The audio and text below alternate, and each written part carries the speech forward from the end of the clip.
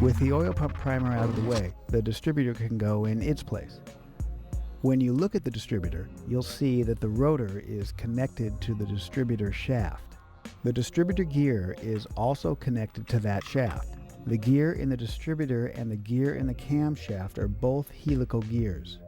When the distributor slides in place and the teeth of the distributor gear mesh with the camshaft gear, the rotor will move slightly as the helical gear teeth interlock. In a perfect world, the slot in the distributor gear will engage the slot in the oil pump drive shaft, which is already fit into the oil pump.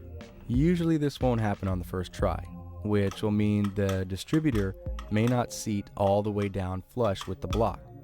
This is because the oil pump drive rod might not be in the right position to perfectly line up with the bottom of the distributor gear. During pre-assembly, we rotated the oil pump drive rod by hand and the distributor dropped all the way down. Now that the oil pan's in our way, we're going to need to rotate the oil pump drive shaft by hand from the top of the engine.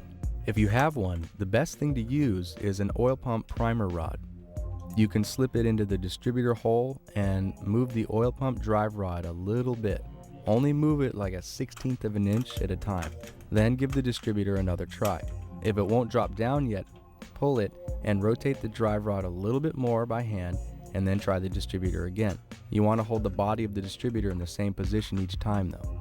Eventually, the distributor gear will engage the cam gear.